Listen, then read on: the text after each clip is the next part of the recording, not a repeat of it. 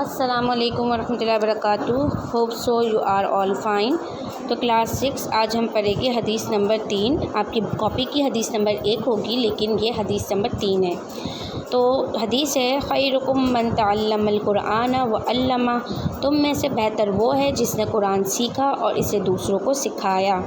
اس کے بارے میں یہ کہا جاتا ہے کہ جو ہمارا قرآن مجید ہے تو قرآن مجید کی تعلیم ہمیں دنیا اور آخرت دونوں کے بارے میں بھلائی دیتی ہے. اس ایک قرآن مجید میں ہمیں دنیا کے بارے میں بتایا گیا ہے اور آخرت کے بارے میں بھی بتایا گیا ہے.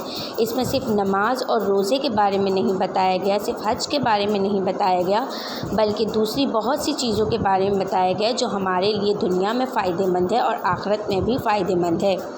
مطلب اس کے اندر ہمیں بتایا گیا ہے کہ ہمیں ہماری دنیا کی زندگی کس طریقے سے جینی ہے اور آخرت کی زندگی کو کس طریقے سے اپنی دنیا میں رہ کر آسان اور اچھی اور بہتر بنانی ہے تاکہ ہمیں آخرت میں اس کا ثواب ملتا رہے اور دنیا بھی ہماری اچھی گزرتی رہے. مطلب دنیا میں ہمیں بتایا گیا کہ ہمیں کس طریقے سے ایک دوسرے کی مدد کرنی چاہیے، کس طریقے سے ہمیں اپنی زندگی گزارنی چاہیے، لوگوں کی مدد کرنی چاہیے، کس طریقے سے ہمیں ان چیزوں سے ثواب ملے گا اور جب ان چیزوں سے ہمیں ثواب ملے گا تو ہماری آخرت بہتر ہوگی. تو صرف نماز اور روزہ نہیں رکھنا، نماز اور روزے کے علاوہ بھی بہت سارے کام ہیں جس سے ہماری آخرت بہتر ہوگی اور دنیا میں بھی لوگ ہمیں اچھا سمجھیں گے. مطلب کسی کی مدد کرنا، قرآن مجید کسی کو سکھانا، مطلب آپ نے یہ قرآن مجید سیکھ لیا اور اسے دوسروں کو سکھایا کہ اپنے سے بڑوں کی ہیلپ کری، کیونکہ بڑے جو بزرگ ہمارے لوگ تھے، پہلے کے دور کے جو لوگ تھے، ان کو قرآن بالکل سیدھا سیدھا آتا تھا. آپ کو ماشاءاللہ اب اچھا قرآن پڑھنا آتا ہے تو آپ اس کو دوسروں کو سکھائیے، تجوید سے سکھائیے، زبر زیر کی غلطیوں کو بتائیے. تو اس سے کیا ہوگا کہ جب تک وہ تاحیات پڑھتے رہیں گے تو اس کا ثواب آپ کو بھی ملے گا اور ان کا قرآن ٹھیک ہو رہا ہے تو ان کو بھی اس کا ثواب ملتا رہے گا.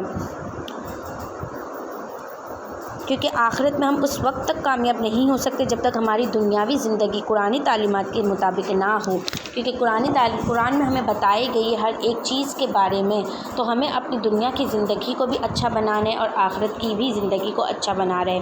اس لیے ہمیں ضروری ہے کہ ہم قرآن مجید کو پڑھیں، سمجھیں اور عملی زندگی میں اس کی پیروی کریں، مطلب اس کے مطابق چلیں اور دوسروں کو اس کا پیغام پہنچائیں تاکہ وہ لوگ اس پر کیا کریں، عمل کریں. جب وہ اس پر عمل کریں گے تو آپ کو بھی ثواب ملے گا اور انشاءاللہ ہم امید کرتے ہیں کہ آپ بھی ان پر عمل کریں گے. اور اگر اس پر عمل نہیں کرتا، ان چیزوں کو اچھے سے فالو نہیں کرتا، تو انشاءاللہ آج سے ہم ارادہ کرتے ہیں کہ آج سے ہم قرآن مجید کو اچھے سے سمجھیں گے بھی، پڑھیں گے بھی، خود بھی اپنی زندگی میں عمل لائیں گے اور دوسروں کو بھی اس کی تعلیم دیں گے.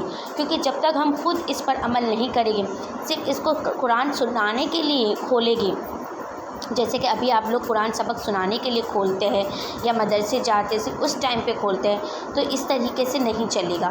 آپ اس قرآن مجید کو صرف اپنے مدرسے کے علاوہ بھی کھولیں، اس کو اپنی زندگی میں لے کے آئیے. کیونکہ جس طریقے سے ہمارے لیے دنیاوی زندگی ضروری ہے، اس طریقے سے ہمارے لیے قرآن بھی ضروری ہے. قرآن کو پڑھے، اس کو وقت دے، اس کو ٹائم دے، اس کو وقت اور ٹائم دے کے تو ہی ہماری آخرت سنورے گی. تو انشاءاللہ آج سے ہم امید کرتے ہیں، دعا کرتے ہیں، کوشش کریں کہ ہم اس قرآن مجید کو زیادہ سے زیادہ ٹائم دیں گے، اس کو پڑھیں گے، سمجھیں گے اور دوسروں کو بھی اس کی تعلیم دیں گے انشاءاللہ. جزاک اللہ.